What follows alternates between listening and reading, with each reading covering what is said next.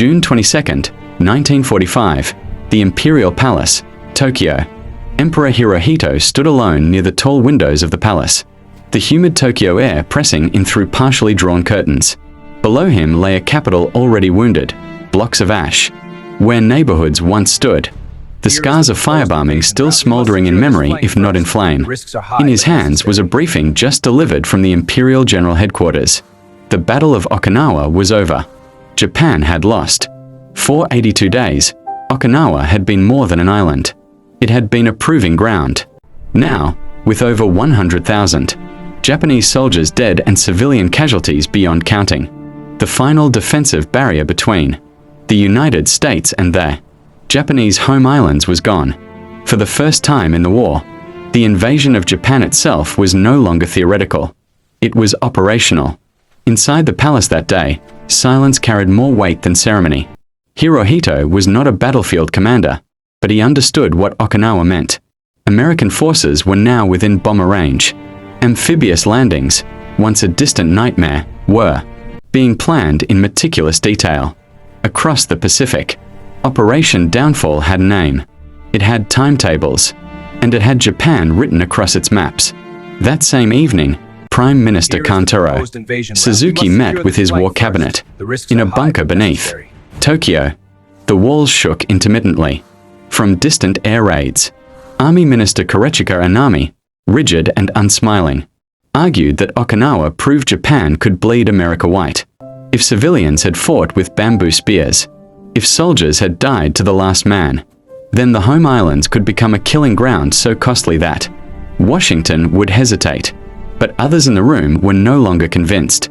Foreign Minister Shigenori Togo spoke quietly, almost carefully.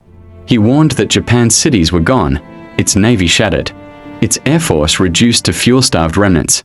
He spoke of starvation, of children, of time running out. The room did not argue back, but neither did it agree. Above them all hovered a question no one dared ask aloud. If the Americans came ashore in Kyushu or Honshu, could Japan survive the defense, or would it cease to exist? That night, Emperor Hirohito would write in his private notes that the war situation had developed not necessarily to Japan's advantage. It was a restrained sentence, but behind it lay a dawning realization shared by very few. The invasion was no longer a possibility. It was approaching. July 18, 1945, Imperial General Headquarters Bunker, Tokyo. The air inside the underground chamber was stale, heavy with cigarette smoke and tension. Maps lined the walls, Kyushu circled in red, arrows pointing north from imagined American landing beaches. Army planners stood rigid as Emperor Hirohito entered, every movement rehearsed, every face carefully neutral. But beneath the formality, fear had begun to surface. On this day, the emperor was briefed in full on Ketsugo, Japan's final defense plan. General Yoshijiro Umezu, chief of the Army General Staff, spoke first. His voice was firm, deliberate. The strategy was simple in concept and catastrophic in scale. Allow the Americans to land, then destroy them at the beaches with everything Japan had left.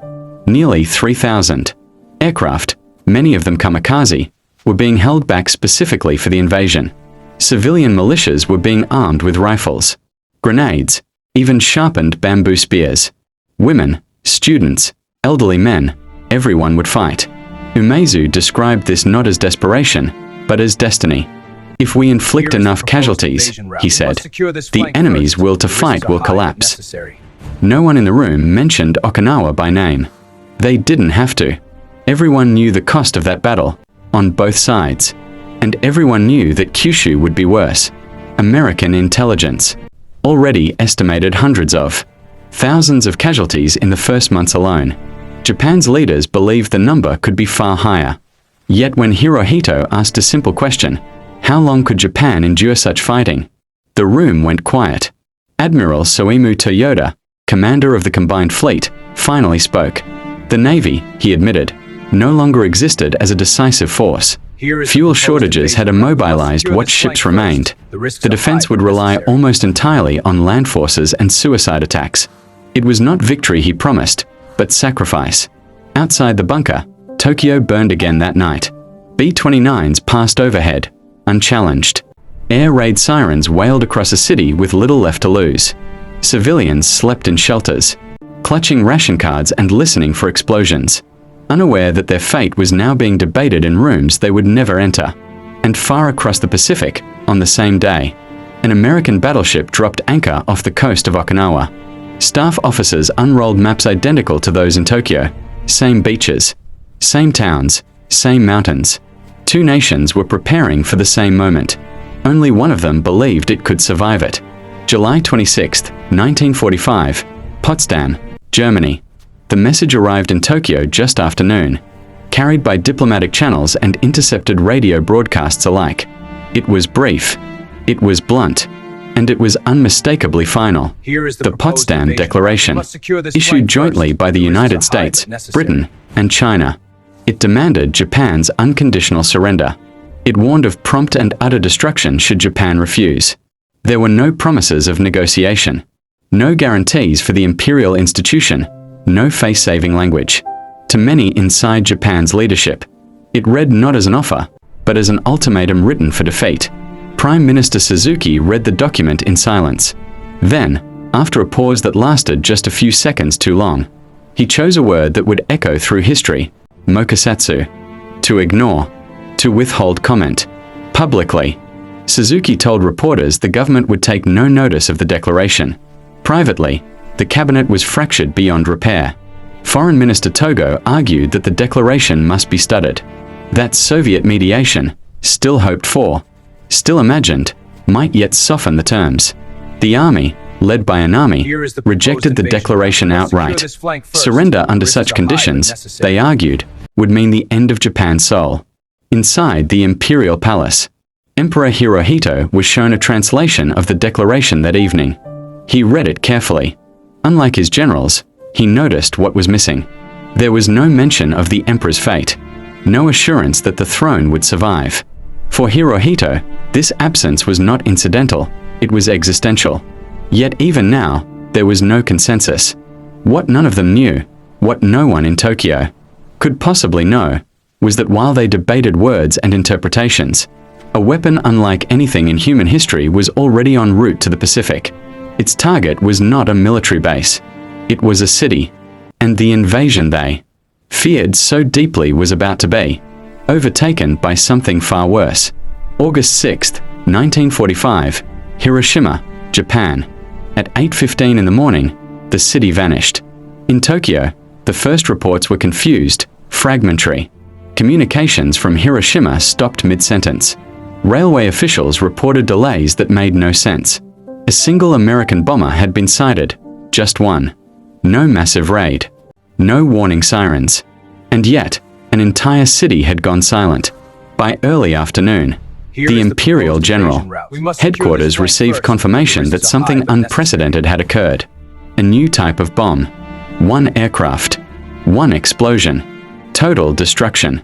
Army officers crowded around maps, struggling to process the scale. Hiroshima had been a major military hub, headquarters of the 2nd General Army, a critical staging point for homeland defense. Now it was gone. Not damaged. Not burned. Gone. Foreign Minister Togo immediately requested an emergency meeting of the Supreme War Council. He argued that this was the moment Japan had feared but refused to name.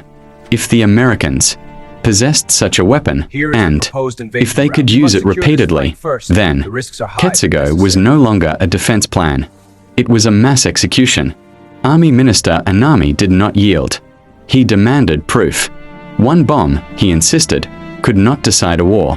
Japan had endured firestorms that killed more people in Tokyo alone. The nation could endure again. But even as he spoke, scientists from the Army's research division were already traveling to Hiroshima. What they would find there would silence many arguments, but not yet.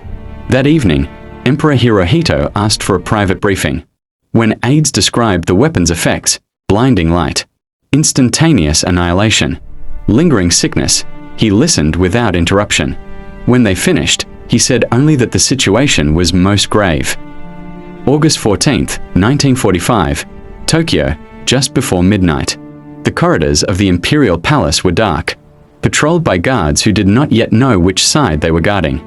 Somewhere inside the palace, a phonograph recording of Emperor Hirohito's surrender speech was being prepared. Too fragile. Discs that carried the fate of an empire. Major Kenji Hatanaka moved quickly through the shadows. He was young, idealistic, and convinced that history was being stolen from him. To Hatanaka and a small group of like-minded officers, surrender was not peace, it was treason. They believed the emperor had been misled. If they could delay the broadcast, if they could rally the army, the war could continue. They called it an act of loyalty. Shortly after 11 p.m., rebel troops seized key points around the palace. Communications were cut. Loyal officers were detained or killed. Inside the building, Hatanaka searched desperately for the recordings, unaware that court officials had already hidden them inside a safe in the ministry of the imperial household. Elsewhere in the city, Army Minister Anami sat alone. Hours earlier, he had signed the surrender order. Now, faced with rebellion in the name of the very values he had defended, he chose silence. At dawn, he would take his own life, leaving behind a note that read simply, "I humbly apologize to the emperor for the great crime." As the night dragged on, the coup began to unravel. Senior generals refused to support it. The emperor's authority, quiet, absolute, held. By sunrise, the rebels dispersed. Hatanaka would shoot himself on the streets of Tokyo a few hours later. The recordings survived. At noon, the Japanese people would hear their emperor's voice for the first time, and the world would hear Japan's final decision. August 15th, 1945, Tokyo, noon. Across Japan, radios crackled to life. In homes that still had walls. In factories stripped of workers. In villages untouched by the war but burdened by its absence. People gathered in silence. Many did not even know what they were about to hear. Some expected a call for one final battle. Others feared news too terrible to imagine. Then the voice came.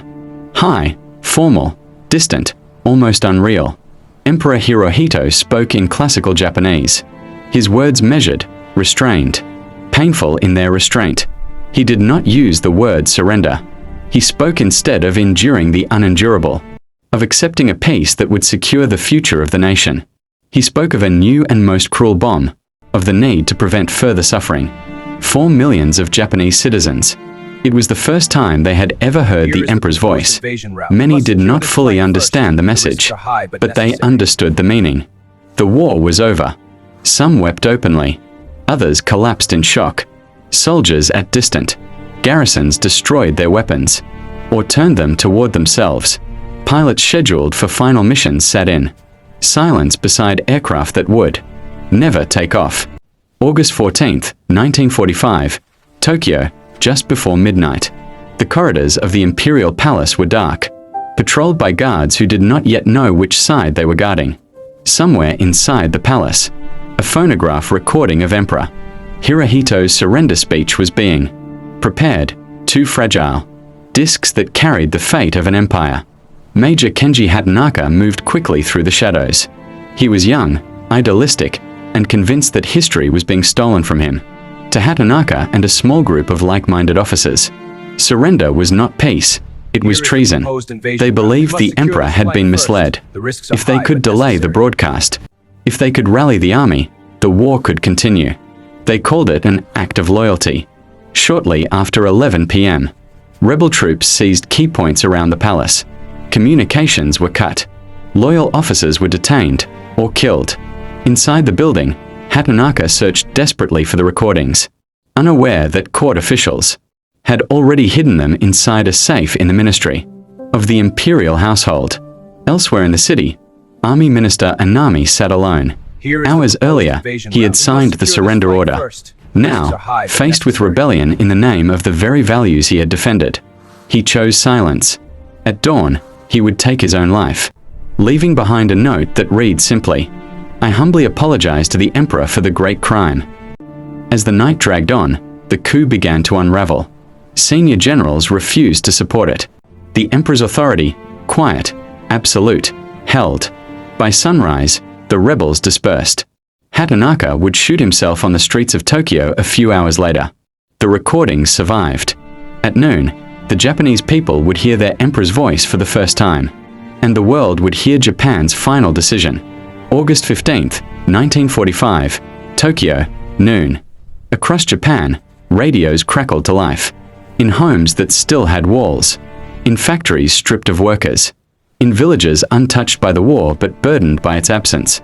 People gathered in silence. Many did not even know what they were about to hear. Some expected a call for one final battle. Others feared news too terrible to imagine. Then the voice came. High, formal, distant, almost unreal. Emperor Hirohito spoke in classical Japanese. His words measured, restrained, painful in their restraint. He did not use the word surrender. He spoke instead of enduring the unendurable, of accepting a peace that would secure the future of the nation. He spoke of a new and most cruel bomb, of the need to prevent further suffering. 4 million of Japanese citizens. It was the first time they had ever heard the emperor's voice. Many did not fully understand the message, but they understood the meaning. The war was over. Some wept openly. Others collapsed in shock. Soldiers at distant garrisons destroyed their weapons, or turned them toward themselves. Pilots scheduled for final missions sat in silence beside aircraft that would never take off. Inside the imperial palace, Hirohito removed his military uniform. For the first time since 1937, he was no longer a wartime sovereign. Those who saw him that day noted how small he appeared, relieved, perhaps, but forever changed. Abroad, Allied forces reacted with disbelief and celebration. In Washington and London, church bells rang. In the Pacific, invasion fleets already loading for Kyushu halted where they stood. The beaches that had been measured for blood would never be tested. Yet peace did not erase memory, because even as the world celebrated the end of the war, Japanese leaders now faced a new reckoning, one that would determine how history remembered them, not as warriors, but as men who had brought their nation to the edge of annihilation. September 2nd, 1945, Tokyo Bay. A grey morning settled over the water as the battleship USS Missouri lay at anchor. Its steel deck transformed into a stage for the end of an empire. Japanese representatives climbed aboard in dark suits, their footsteps echoing against metal that symbolized a war they could no longer fight. Foreign Minister Shigenori Togo signed first, his hands steady despite the weight of the moment. Beside him stood General Yoshijiro Umezu, the same man who weeks earlier had promised to drown an American invasion in blood. Now, his face was expressionless as he added his name beneath the terms of surrender. No speeches followed. No ceremony. Just signatures. For many Japanese leaders, this moment was not humiliation, it was survival. They had preserved the throne. They had prevented invasion. But they had also accepted occupation, judgment, and a future shaped by their former enemy. In Tokyo, Emperor Hirohito watched from a distance. He would soon meet General Douglas MacArthur, a meeting that would redefine Japan's place in the world. The emperor would remain, but no longer as a divine figure. The state he presided over would be remade from the ground up. Privately, Hirohito reflected on the decisions of that summer. The invasion he had feared most never came. The beaches remained empty, the mountains unburned. Yet the cost of avoiding that fate had been unimaginable. Across Japan, soldiers returned to ruins. Civilians searched for family members who would never come home. The war had ended, but its consequences had only begun. And among Japan's former leaders, a final question lingered in silence. Had the invasion truly been inevitable? Or had it been narrowly, terrifyingly avoided? October 15th, 1945, Tokyo, Imperial Palace. The first formal reports of Japan's devastation were laid at Emperor Hirohito's feet. Cities had been flattened, millions of lives lost, families scattered. The scars of firebombing, atomic strikes, and starvation were visible in every corner of the nation. And yet, the emperor was alive, the throne intact, and the nation still standing, fragile but present. Inside the palace, Hirohito convened a private meeting with the surviving cabinet ministers. The conversation was quiet, almost reverent. The topic was no longer strategy or tactics. It was reconstruction, preservation, and, above all, accountability. Japan had been brought to the brink of annihilation, not by chance, but by choices made by men in this very room. General Umezu and Admiral Toyoda, once champions of the Ketsugo defense plan, now spoke of restraint, of guidance, of ensuring that the military would never again dictate national destiny. Foreign Minister Togo, still haunted by the Potsdam Ultimatum, spoke of diplomacy as the new battlefield. And the emperor listened, weighing the voices that had once debated sacrifice and honor against the reality that those sacrifices had nearly destroyed everything. Outside the palace, Tokyo was awakening to a new reality. Schools reopened, ration lines stretched long, and the hum of life slowly returned to streets lined with ruins. Citizens were beginning to confront a paradox: relief that the invasion had not occurred, grief over the countless lives lost, and fear of an uncertain future under Allied occupation. Hirohito made a note that day, a simple reflection, yet one heavy with meaning: the nation has survived. Yet the price of survival must guide the future. Never again shall we allow ourselves to be brought so close to destruction. In this quiet aftermath, Japan's leaders realized that their most profound struggle was only beginning, not with foreign armies, but with history itself. December 1st, 1945, Tokyo, Imperial Palace. Winter had settled over Tokyo, and with it came a stillness unlike any wartime night. The city, once filled with the constant hum of air raids and military orders, now echoed with the cautious footsteps of occupation. American advisors walked the streets openly, overseeing governance, disarmament, and the painstaking work of rebuilding a nation. Yet inside the palace, the gravity of the past year remained palpable. Emperor Hirohito sat quietly in his study, reviewing documents that outlined not battle plans, but reforms, educational, political, and social. These were the instruments by which Japan would recover its dignity, preserve the imperial institution, and redefine what it meant to be a nation in a world that had witnessed its near destruction. The surviving leaders of the war gathered one last time in the palace. General Umezu, Admiral Toyoda, and Foreign Minister Togo reflected not on victories, but on choices. They spoke of courage and misjudgment, of honor and hubris, of the narrow line between survival and annihilation. The invasion they had feared, the invasion that had once seemed inevitable, never came. Instead, Japan had faced annihilation in ways no plan could have prepared them for. Hirohito finally addressed them. His voice was calm, carrying the weight of both command and contemplation. The lessons of this war, he said, are to be engraved not only upon our history, but upon our conscience. We have survived, yet survival alone is insufficient. We must rebuild, remember, and ensure that humanity never again faces such devastation in our name. Outside, the city stirred with cautious optimism. Factories were reopening, schools were being rebuilt, and citizens were returning to lives that had been suspended by fear. The scars of fire, bomb, and loss were permanent, but so was the resolve to endure. The war had ended, but its legacy, the choices made by men in moments of extreme consequence, the human cost, and the narrow margins between life and obliteration, would echo through generations. And for Japan, the question that had haunted its leaders for months remained etched into memory. The invasion had been feared, yet it never came. Survival had been achieved, not by conquest, but by a precarious combination of circumstance, human decision, and the unrelenting pressure of history. The empire remained, the nation endured, and the world, forever changed, would never forget the shadow of those final days.